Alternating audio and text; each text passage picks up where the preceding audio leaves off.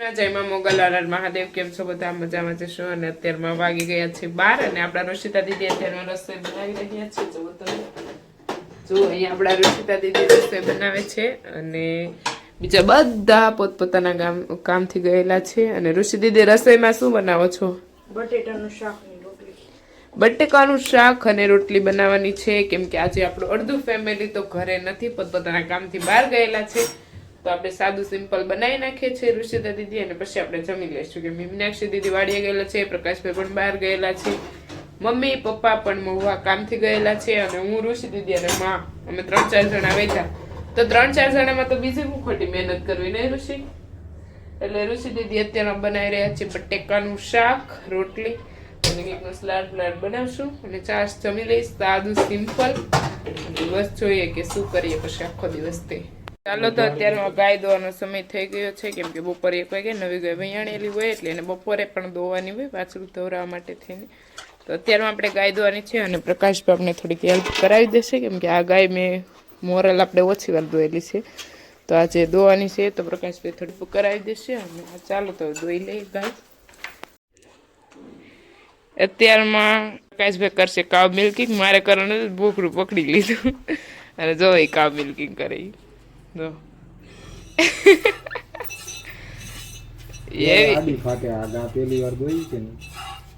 એવી કાવ મિલ્કિંગ. અને અહીંયા છે આપણી આ જો રુદ્ર.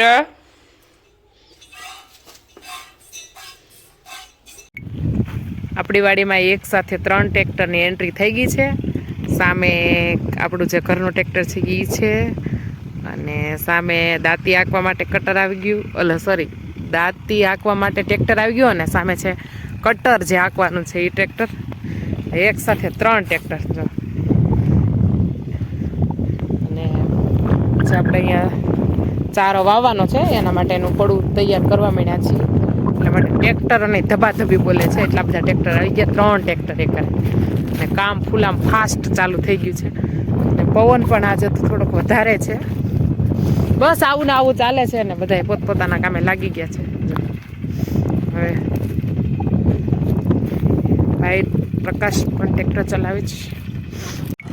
બગલાભાઈની એન્ટ્રી થઈ ગઈ છે અને સામે ચાલે છે દાંતી, હવે તે ચાલતી જશે. સામેથી આવે છે કટર, એક સાથે 2 ટ્રેક્ટર થઈ ગયા, થોડીક વાર પહેલાં 3 હતા. આવું ને આવું કામ ચાલુ છે. કટ્ટર આલે છે કટ્ટર.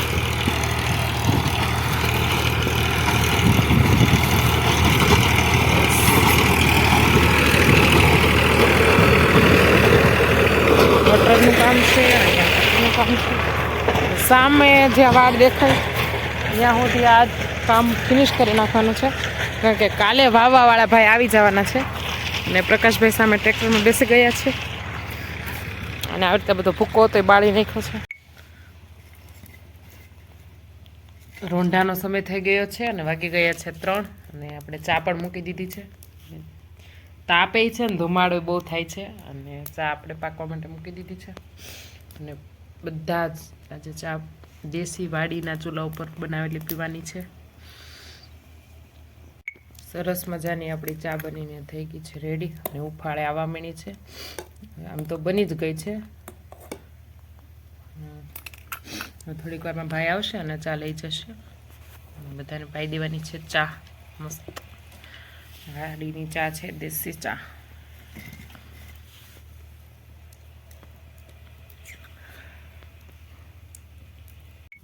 આપણી ગાયો ચરવા માટે છોડી દીધી છે અને ગાયો ચરે છે. અહીંયા છે ગોરી, સામે છે ગોરલ અને બંસી અને ફાઇનલી આપણી વાડીનું કામ થઈ ગયું ફિનિશ. અહીંયા હવે છેલ્લી વાર આ કટર રાખવાનું એટલામાં બાકી છે, એક જ પટ છે ખાલી બાકી દાંતી આલી ગઈ છે અને સામે જે કટર છે ને એ પણ ચાલી ગયું છે અને કટર એ ફિનિશ થઈ ગયું છે. અને અહીંયા જો આ એટલું જ બાકી રહ્યું છે, આ પટ્ટો છે. બાકી બધામાં કટર અને દાંતી બધું હાલી ગયું છે અને થઈ ગયું છે ફિનિશ. અને એમાં સરસ મજાની નાની નાની ચકલી એવી છે જીવાત ખાવા માટે. અને બગલા કેટલા બધા, બપોરે તો બહુ બધા હતા, અત્યારે ઓછા થઈ ગયા છે. આ લાસ્ટમાં જે છેલ્લું બાકી છે એ હાલી અને જાય છે અને પેલું પ્રકાશભાઈ ચેક કરે છે કઈ રીતે ચાલ્યું કે નહીં. પ્રકાશભાઈ જાય છે સામે ચેક કરવા માટે.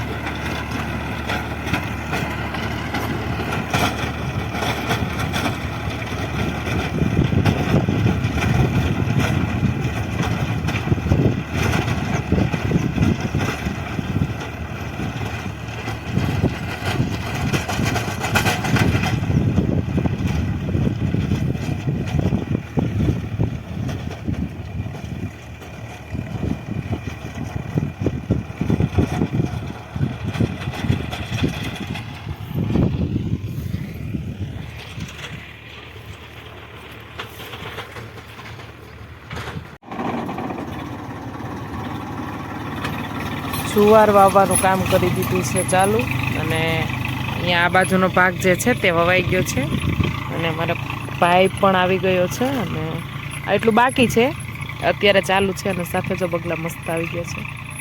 અને અહીંયા અત્યારે ઝાર વાવવાનું છે, કારણ કે ગાયો માટે ચારો બનાવવાનો છે, એટલા માટે જો આવી રીતે કંઈક વવારનું ચાલુ છે.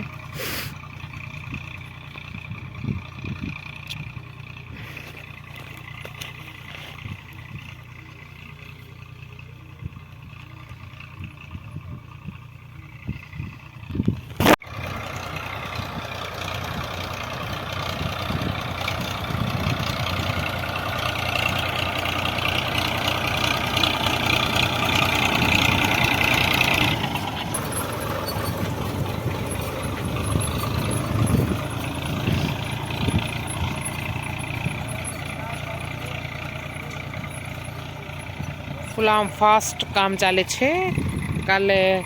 કાલે જ હજી આમાં રા પાકી ને સોરી દાંતી હાલી ગઈ અને કટરા હાલી ગયો, અને આજે વાવવાનું પણ ચાલુ થઈ ગયું, અને કાલ સુધીમાં અહીંયા ધોરીઓ પણ આપણે નાખી દઈશું અને પાણી પણ ચાલુ કરી દઈશું.